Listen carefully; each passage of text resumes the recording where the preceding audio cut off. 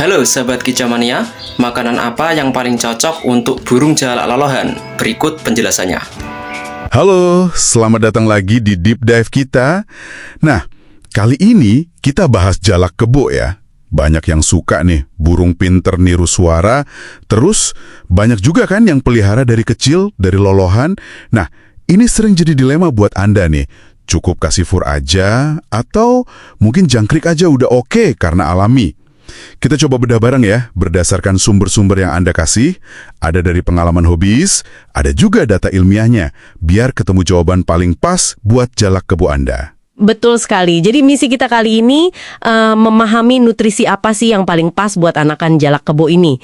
Karena yaitu tadi sumber-sumber Anda nunjukin kalau cuma satu jenis pakan aja itu ada resikonya. Kita lihat kenapa begitu dan gimana strategi terbaiknya buat dukung tumbuh kembang, kecerdasannya sampai potensi suaranya nanti. Oke, siap. Kita mulai dari basicnya dulu ya. Anakan jalak kebo ini kan, apa istilahnya? Altricial ya? Iya, altricial. Artinya lahirnya itu betul-betul belum bisa apa-apa. Buta, bulunya belum ada, lemah banget. Tapi tumbuhnya cepet banget kan? Nah, itu dia. Pertumbuhannya eksplosif. Metabolismenya tinggi banget. Berarti butuh nutrisi yang spesifik dan tinggi juga ya?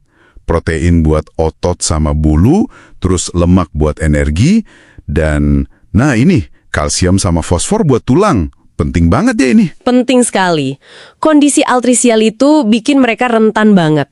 Kurang sedikit aja nutrisi penting di awal-awal ini, wah akibatnya bisa fatal. Sekarang kita lihat deh opsi pakan tunggal. Pertama fur.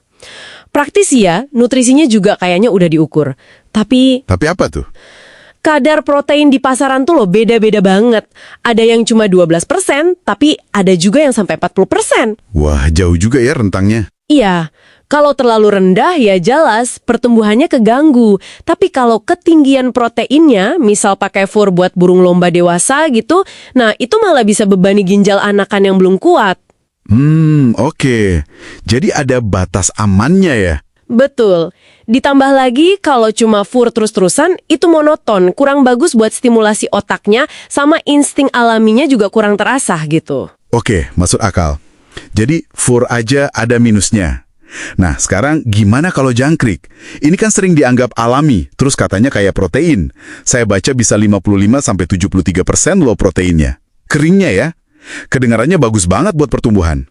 Proteinnya memang oke, tinggi, nggak salah itu. Ngasih jangkrik juga bisa jadi stimulasi alami, bikin burungnya lebih aktif gitu kan. Tapi Nah, ada tapinya lagi nih, apa lagi nih? ini dia, bahaya yang sering banget orang nggak sadar dan fatal akibatnya.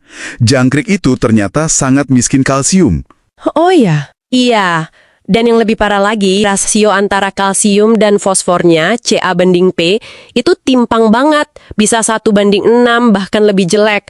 Padahal idealnya buat anakan burung itu butuhnya sekitar 2:1. Tunggu. Rasio kalsium fosfor ini sepenting itu ya?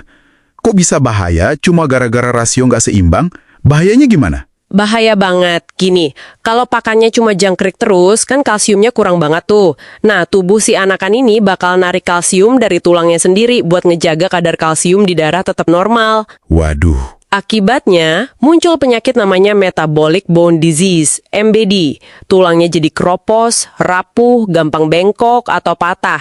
Burungnya bisa lumpuh, pertumbuhannya macet total, dan ya ujung-ujungnya bisa mati. Astaga, serem banget ya ternyata. Belum lagi, kulit keras jangkrik itu yang namanya kitin, itu agak susah dicerna sama pencernaan anakan yang masih sensitif. Wah, ini penting banget infonya.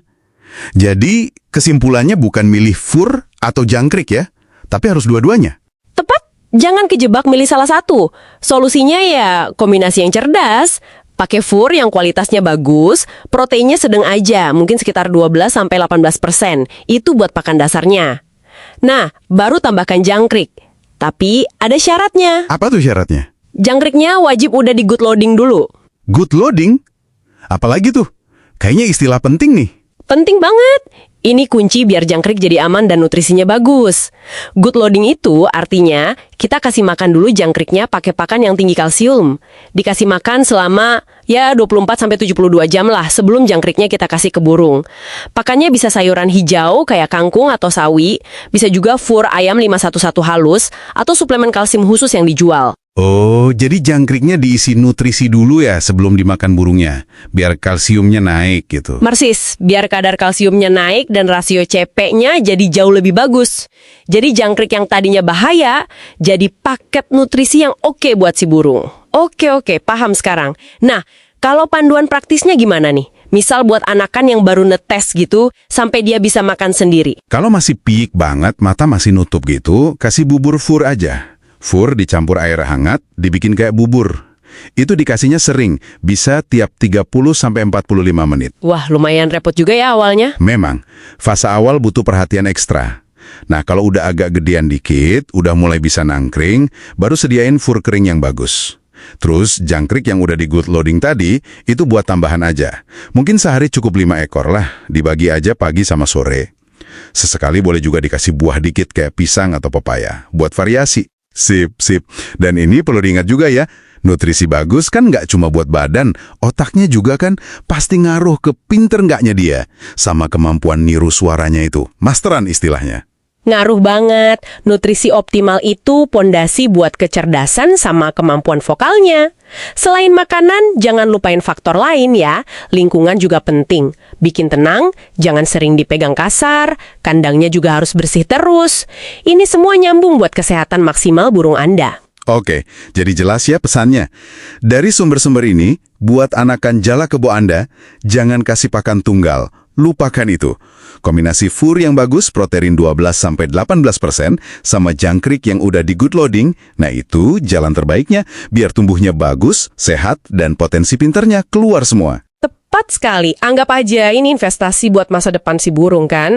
Nah, dari sini sebenarnya ada hal menarik nih buat Anda pikirin lagi.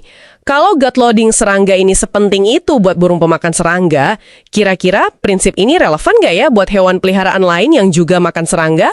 Atau mungkin bisa ngubah cara kita lihat kualitas nutrisi di rantai makanan secara umum? Iya juga ya. Sesuatu buat direnungkan lebih lanjut oleh Anda. Nah, sahabat semua, kesimpulannya adalah jangan sembarangan pilih fur untuk burung jalak lolohan.